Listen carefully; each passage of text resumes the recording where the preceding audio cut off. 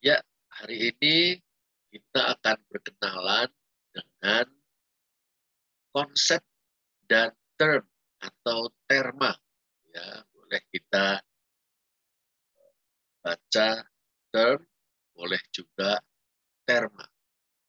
Konsep dan terma, dua hal yang sangat penting dalam mengenal dan mempelajari logika. Apa itu konsep? Konsep boleh juga disebut idea. Konsep atau idea adalah gambar atau rupa atau bayangan dalam pikiran.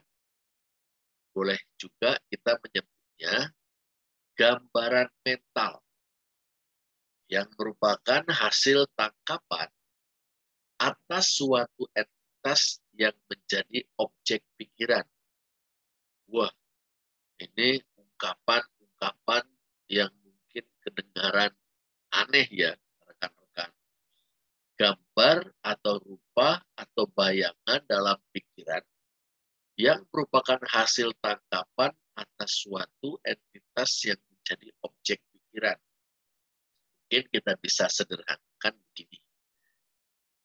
Pikiran kita ini menarik. Kita dapat membayangkan pikiran kita itu seperti sebuah layar. Pikiran kita sebuah layar. Di layar itu diproyeksikan gambar. Nah, gambar itu sendiri diperoleh dari aktivitas pikiran itu.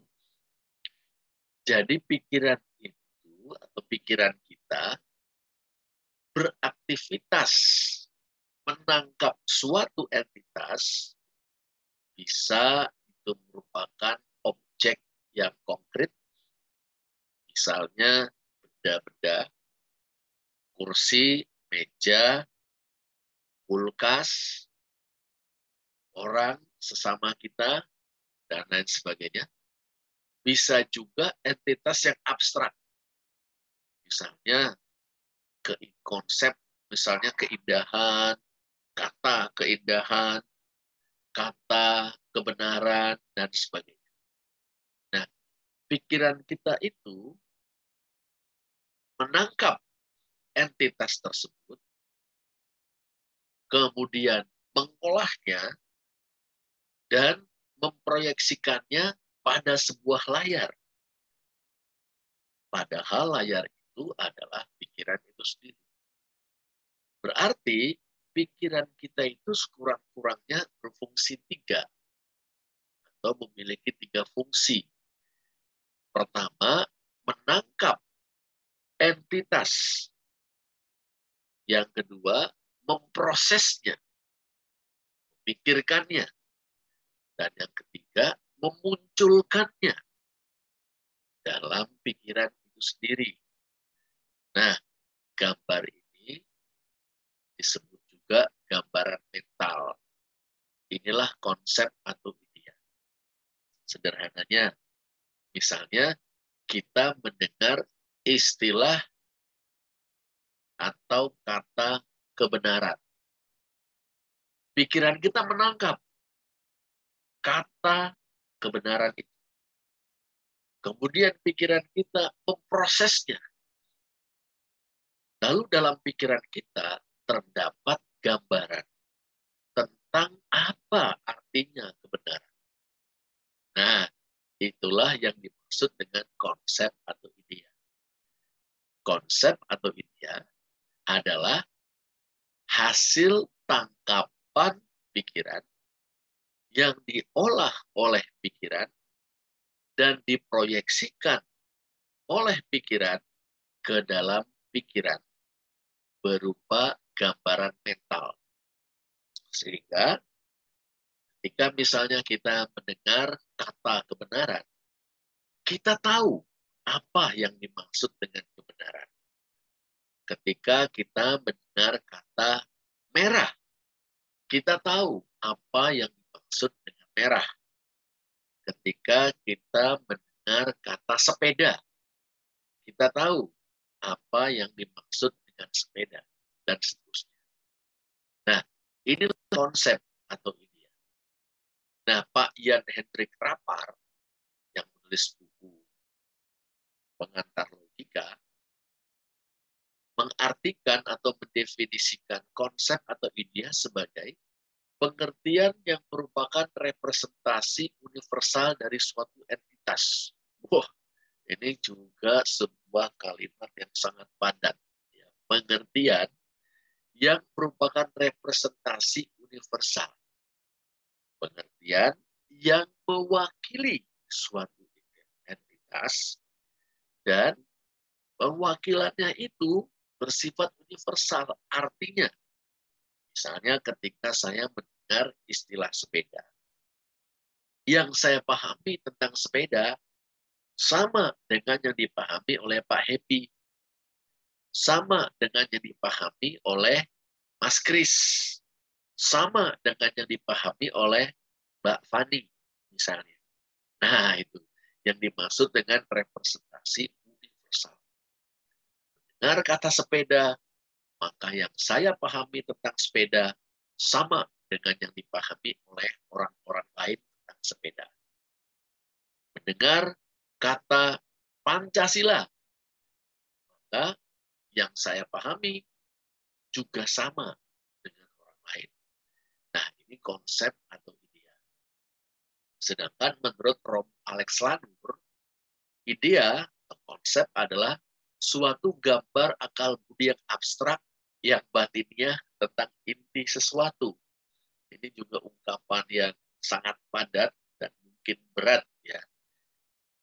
Suatu gambar akal budi, suatu gambaran mental maksudnya. Tidak kelihatan, tetapi ada. Ada di mana? Ada dalam akal budi atau pikiran kita. Nah, karena ada dalam akal budi atau pikiran kita, gambaran tersebut abstrak, bersifat batinnya, ada di dalam diri kita. Gambaran tentang inti dari sesuatu. Sebetulnya, di balik ungkapan-ungkapan yang sepertinya berat ini, baik dari Pak Rapar maupun dari Romo Alex Lanur, rekan-rekan sekalian, kita menangkap satu kesamaan.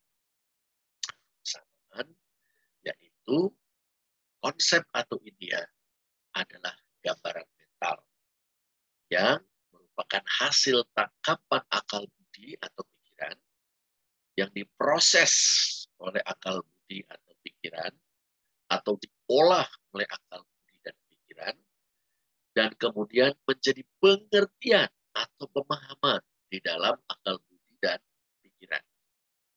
Sebetulnya sederhana atau sesederhana itu. Nah, sekarang kita beralih pada terma atau term.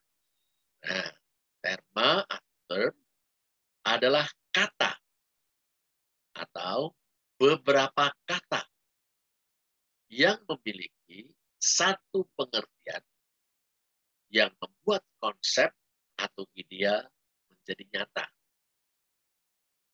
Apa yang dimaksudnya? Wah, ini ungkapan-ungkapannya sepertinya kok kompleks, ya. Kita kembali kepada hal yang sederhana, rekan-rekan sekalian. Kita berpikir dengan menggunakan bahasa. Dan menarik sekali untuk mengetahui bahwa bahasa merupakan alat, sarana, atau medium berpikir. Nah, tanpa bahasa, kita nggak bisa berpikir. Ini menarik. Sehingga kita bisa mengatakan bahwa bahasa itu seperti atmosfer buat kita. Atau lebih baik kita katakan seperti oksigen bagi kita. Tanpa oksigen, kita nggak bisa bernapas. Tanpa bahasa, kita tidak bisa berpikir. Nah, terutama sekali adalah bahasa yang kerap dengan kita.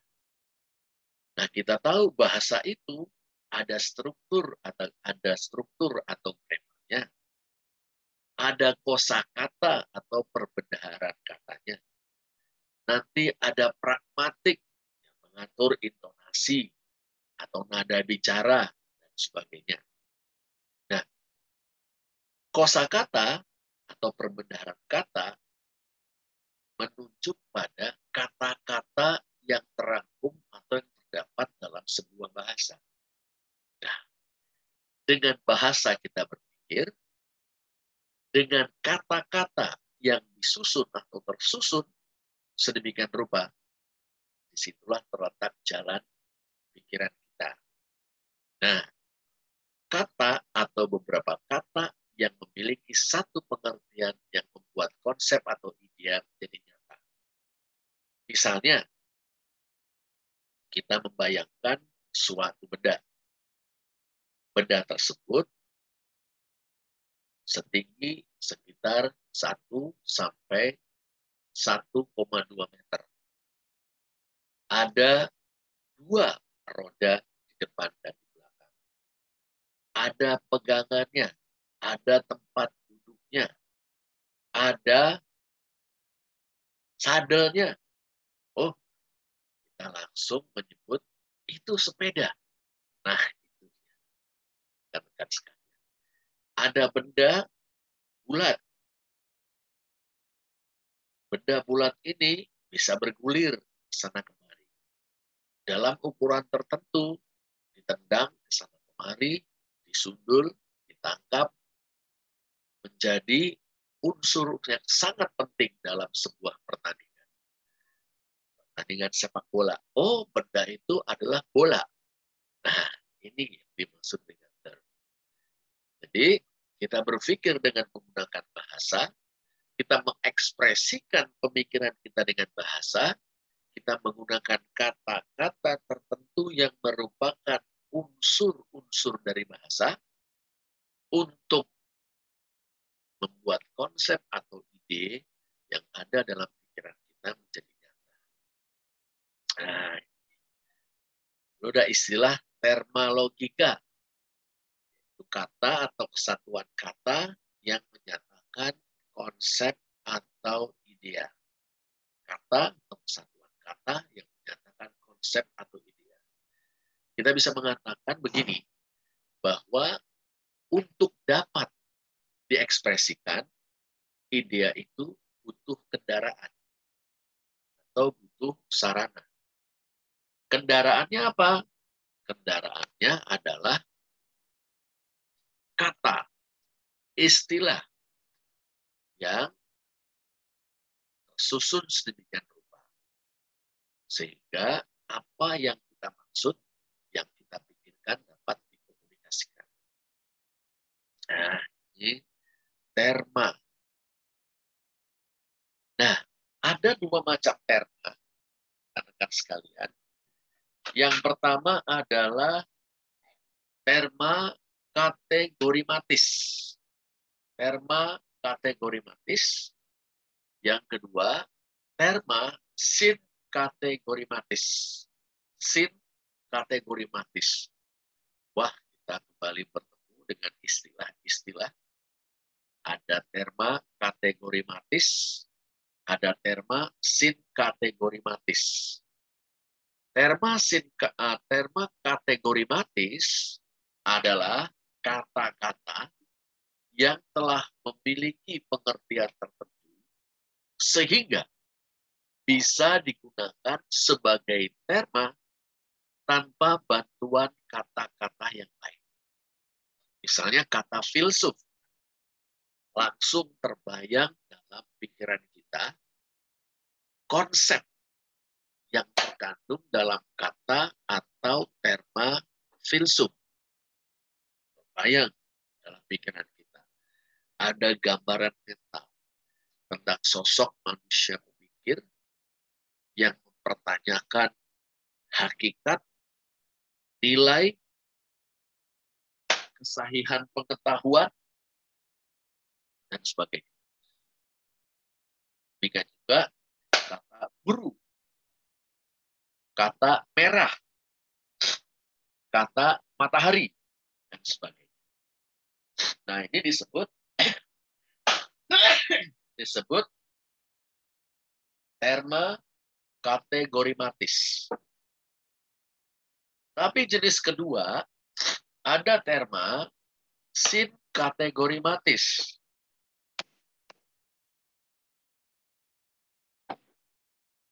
Yaitu kata-kata yang jika berdiri sendiri tidak memiliki pengertian tertentu, sehingga tidak dapat digunakan sebagai terma tanpa bantuan kata-kata yang lain. Misalnya ada kata dari. Wah, kalau kita mendengar kata dari, kita sulit untuk membayangkan konsepnya. Dari ini bicara tentang tempat, perpindahan, atau bagaimana. Dia membutuhkan kata lain. Misalnya, ia pergi dari rumah. Demikian juga kepada surat Paulus kepada jemaat di Roma. Lalu kata dan, kata yang, dan sebagainya. Oh, kita bisa menangkap sesuatu. Terma kategorimatis, sederhananya, cakup kata benda, kata sifat.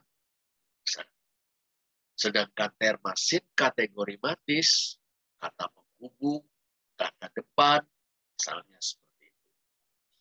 Nah, ada dua macam terma ya, berkenaan dengan posisinya yang dapat mengekspresikan konsep maupun yang tidak dapat mengekspresikan konsep bila berdiri sendiri. Berikutnya, kita akan melihat untuk terma kategorimatis. Kategorimatis. Kita bisa bedakan pertama-tama menurut artinya. Maka ada 3 terma kategorimatis. Pertama, univox atau univokal. Kedua, equivox atau equivokal. Ketiga, analogis. Wah, apa ini artinya? Pertama, terma kategorimatis univokal atau kita sebut saja terma univokal. Univokal dari kata univox artinya sama suara, sama arti. Ini merujuk pada terma yang dikenakan kepada beberapa hal dalam arti yang sama. Misalnya, terma manusia. Adam adalah manusia. Hawa adalah manusia. Bunarti adalah manusia. Pak Sunar adalah manusia. Nah, penggunaan terma manusia dalam 4 kalimat semuanya memiliki pengertian yang sama di samping suara yang sama. Adam adalah manusia, Hawa adalah manusia, Bunarti adalah manusia, Pak Sunar adalah manusia. Semua itu memiliki pengertian yang sama tentang manusia. Dalam pikiran kita, oh, konsep yang dibawa oleh kata manusia dalam keempat kalimat tadi, semuanya sama. Tetapi ada terma kategorimatis equivokal atau terma equivox. Equivokal. Equivox artinya sama suara, beda artinya. Terma yang dikenakan kepada beberapa hal atau benda dalam arti yang berbeda-beda. Nah, istilahnya sama, artinya berbeda. Contoh, kambing milik Pak Amir adalah seekor kambing hitam. Saridin dijadikan kambing hitam atas kematian kakak iparnya. Ketahui cerita ketoprak, akrab dengan cerita ketoprak ya. Nah, dua kalimat tersebut memuat terma kambing hitam. Tapi kita tahu, makna dari kambing hitam dalam dua kalimat tersebut berbeda, meskipun suaranya sama. Dalam kalimat pertama, kambing milik Pak Amir adalah seekor kambing hitam. Memang bicara tentang kambing milik Pak Amir yang berwarna hitam. Tapi dalam kalimat kedua, Saridin dijadikan kambing hitam atas kematian kakak iparnya. Kambing hitam di situ berbeda artinya dengan kambing hitam dalam kalimat pertama. Kambing hitam dalam kalimat kedua berarti pihak yang disalahkan, padahal tidak bersalah. Nah, ini kambing hitam. Lalu kata genting misalnya, genting rumahku berwarna merah. Keadaan genting kota Nanjing diperkirakan akan segera jatuh ke tangan pasukan Jepang. Oh, kita segera tahu meskipun sama suara, sama-sama genting, tapi artinya berbeda. Genting dalam kalimat pertama bicara tentang bagian dari atap rumah. Benda yang disusun sedemikian rupa membentuk atap rumah.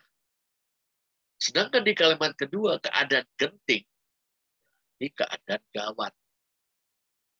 Nah, rekan-rekan sudah mulai, saya yakin sudah mulai menangkap, maksudnya inilah yang namanya terma equivokal.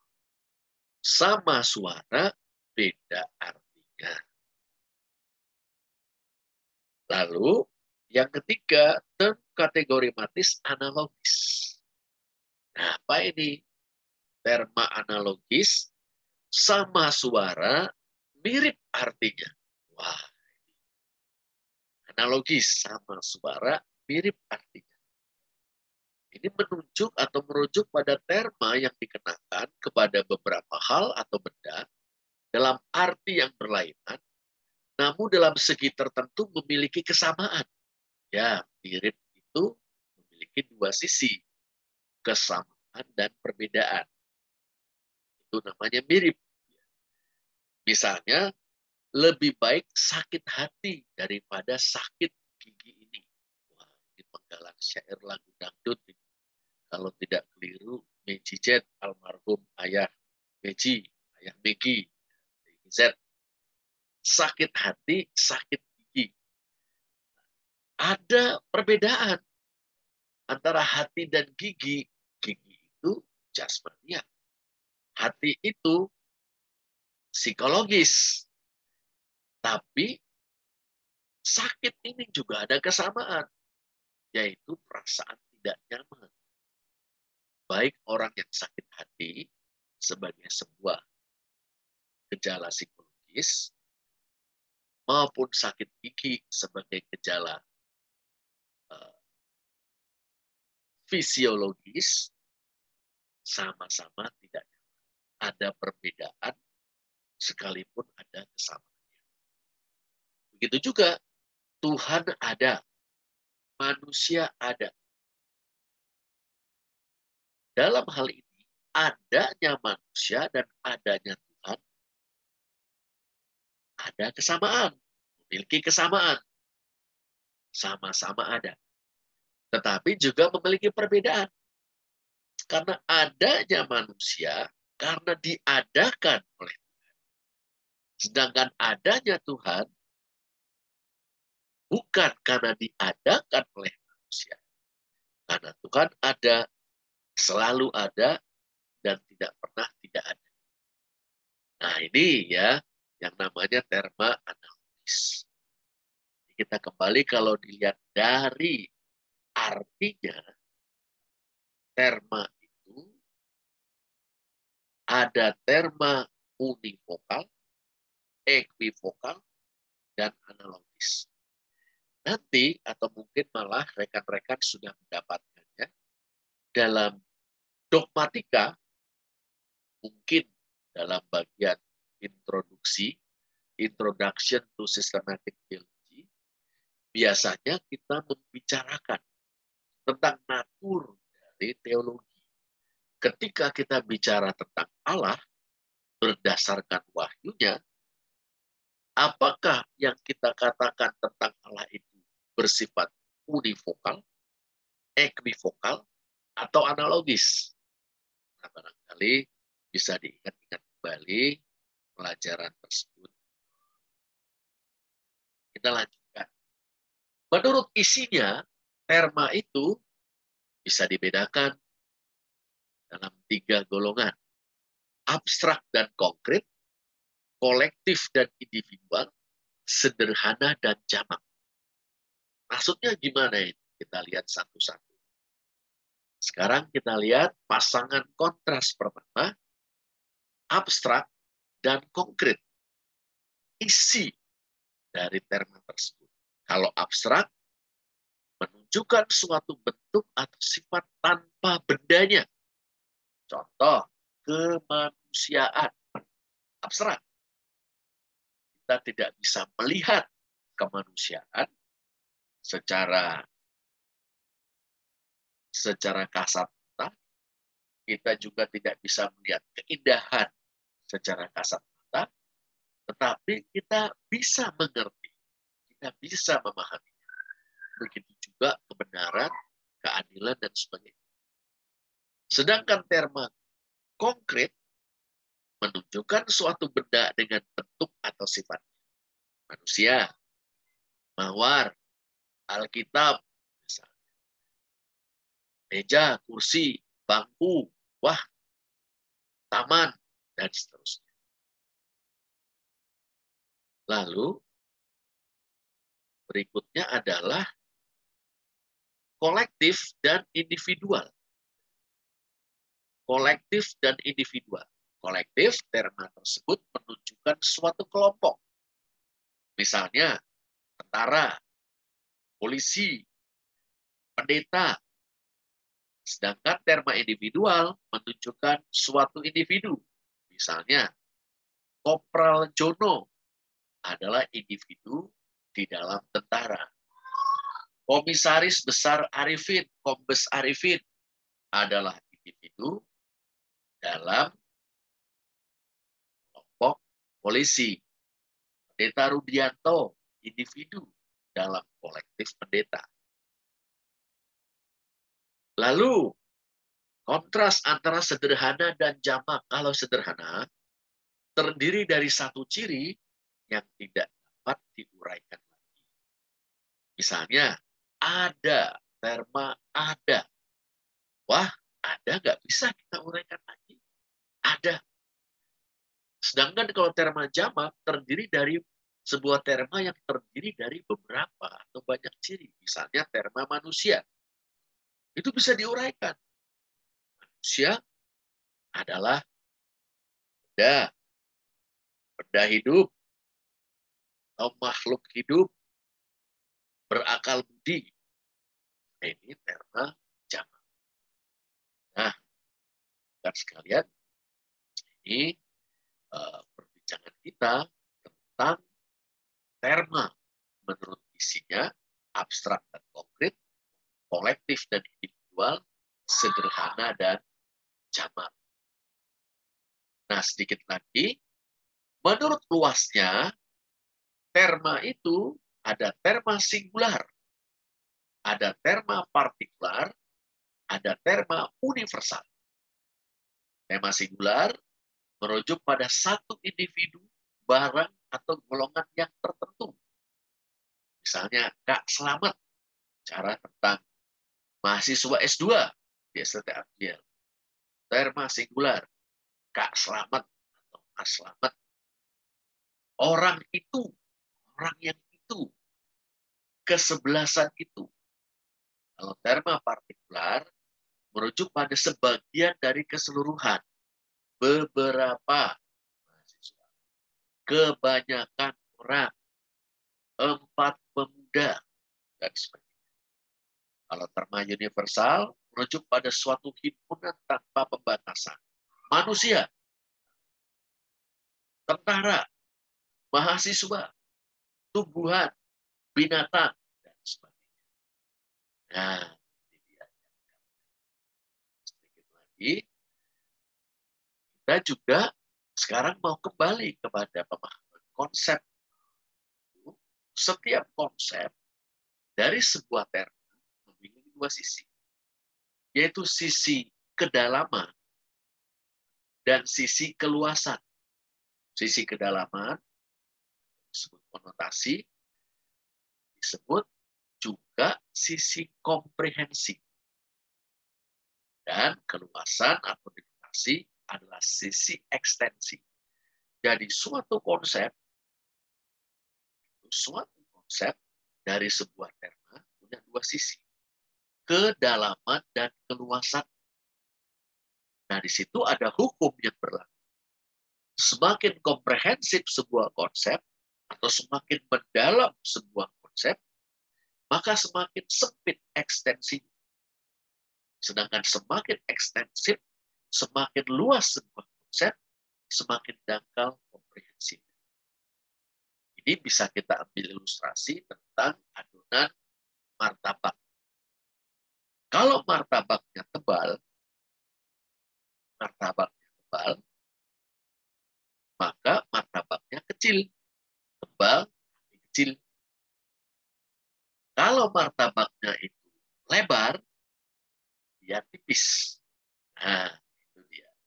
Nah, sekarang kita akan lihat contohnya. Ya, kita punya terma benda. Lalu konsepnya, komprehensi, ekstensinya. Benda adalah sebuah substansi. Kita bicara kedalamannya, benda itu substansi. Ekstensinya, keluasannya. Benda itu atau substansi itu terdiri dari mineral, tumbuh-tumbuhan, binatang, manusia. Tapi kemudian benda hidup. Makanya semakin mendalam. Substansi yang hidup, bertumbuh, dan bernapas. Tetapi yang masuk dalam kategori benda hidup jadi lebih sedikit. Tumbuh-tumbuhan, binatang, dan manusia. Lalu di antara benda hidup ada hewan atau animalia. Ya. Substansi yang hidup, bertumbuh, bernapas, memiliki jiwa, naluri, dan perasaan. Ya. Kalian semakin mendalam pengertian konsepnya. Tapi juga menjadi semakin sempit. Binatang dan manusia. Lalu sekarang manusia sebagai term. Konsepnya makin mendalam lagi. Substansi yang hidup, bertumbuh, bernapas, memiliki jiwa, naluri, perasaan, dan berakal budi. Ekstensinya semakin sempit, yaitu manusia. Lalu terma sarjana, makin mendalam konsepnya. Substansi yang hidup, bertumbuh, bernapas, memiliki jiwa, naluri, perasaan, berakal budi, serta sangat terdidik atau berpendidikan tinggi. Ekstensinya semakin sempit lagi, yaitu sarjana. Nah, teman-teman sekalian, ini ya perkenalan kita hari ini tentang atau dengan konsep dan terma.